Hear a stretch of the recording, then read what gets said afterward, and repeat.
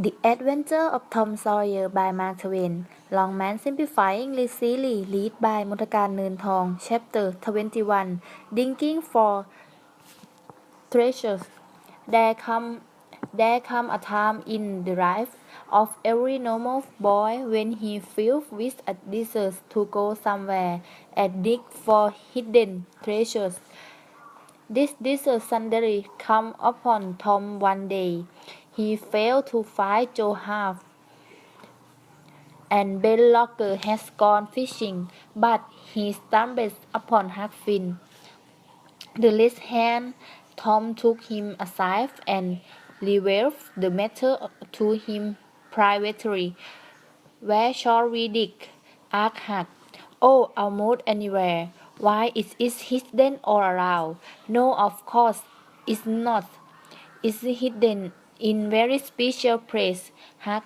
It's sometime on island, sometime in the rotten chest under the end of limb of an old dead tree, just where their shadow fall at midnight, but mostly under the floor in the haunted house. Who hid it? Why, Robert, of course. Who do you think, Thatcher? Don't they come back for it? No, they think they will, but they generally forget the mark. Or else they dive. Anyway, it's right there a long time and get rusty. Then somebody find an old yellow paper that tell one how to find the mark. A paper that has to be studied for about a week because it's mostly safe. Have you got one of those papers, Tom? No. Well then how to going to find out the mark? I want any mark. They are where beauty is under a haunted house, or on an island, or under a dead tree with one limb sticking out. There are lots of trees with dead limbs sticking out, hundreds of them. It is under all of them. How you talk? No. Then how do you know which one to go for? Go for all them. Why, Tom, it will take all the summer. Well, that doesn't matter. Suppose you find a post with $100 in it, or a rotten cheese full of diamond. Would you write that? Had I gold? That's five. Tom, find enough for me. Just give me that $100 and I won't want any diamond or life, but I won't turn my nose up and diamond. Some of them are worth $20 each. There aren't any worth less than $1. Have not you ever seen one hat? I don't think so. Oh, King have a bag of them. Well, I don't know anything, Tom. I know you don't, but if you went to Europe, you see heaps of them. Are they in heaps? In heaps? No. Well, why did you say they were? I only mean that you see a lot of them. Not in heaps, of course. Why should they want to be a heap? Alive. But why are you going to dig first? Suppose we try that old oldest limb tree on a hill, the other side of Steelhouse Stream. Alright. So they got a rusty pick and space and set out on their 3-mile walk. They arrived hot and listless and drew themselves down in the shade to rest. Then they worked and sweat for half an hour. There was no recess. They labored another half hour and was still no recess. Do they always bury? It's as deep as deep. Sometimes, not always, not generally. I think we haven't got the right place, so they choose a new spot and began again. They rubber dragging a return, but still they missed progress a finery.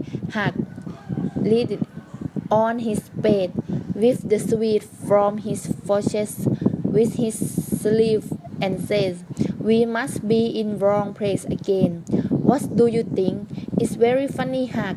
I don't understand it all. I know what the matter is. What fool we are! You must find out where the shadow of the limb fall at the midnight, and that's where you dig. Then hang is all. We have done all this work for nothing. Now we have got to come back at night. It is a very long way. Well, I will come along and meal tonight." The boys were there that night about the appointed time. They sat in the shadow waiting. It was a lonely place, and the boys talked a little. Presently, they just the midnight has come. They marked where the shadow fell and began to dig hopefully. The hole deepened and deepened, but every time they had jumped when they heard the pig strike upon something, they only suffered a new disappointment. It was only stone or root. "It's not use hard," says Tom at last. "We are wrong again, but we can't be wrong. We mark the shadow exactly. I know, but there another thing. We only guess the time. Perhaps it was too late or too early." Huck dropped his breath. "That is it," he says. "We can never tell the right time. And besides, this kind of thing is too awful. I feel as if there is something horrible behind me all the time, and I am afraid to turn round, because perhaps there are others in front waiting for a chance to jump at me. I feel queer all over since I got here." "Well, I have felt the same, Huck. They nearly always put in a dead man when they bury a treasure under a tree to watch it. Good heaven, yes, they do. I've always heard that. Tom, I don't like infer with break where there's people. One sure to get in trouble with them. I don't like to stuff them up either, Huck. Suppose this one here was to stiff his head out and say something. Don't, Tom. It's awful. I say let's give this break up and try somewhere else." Tom considers for a moment and then says, "The haunted house, that is." "I don't like haunted house, Tom." "Why? They far worse than dead people. Dead people many talk, but they don't come sliding round in a cheat when you are not thick and deep over your shoulder and off a sudden and a grill. Tears away at closed doors. I could bear such a thing as that, Tom." "Nobody could." "Yes, but hard ghosts only travel about at night. They won't hinder us from thinking there in the daytime. So what's the use of being afraid?" "Well, all right. Well, we try the haunted house if you say so. But I think it is taking a ride."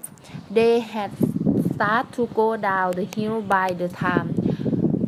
There in the middle of the moonlit valley stood the haunted house. Anteriorly, its fence go long ago with hitting the doorstep. The chimney in a ranch, the window frame without glass, a corner of the roof fallen in. The boy went far to the right to keep as far as possible from such an evil-looking place.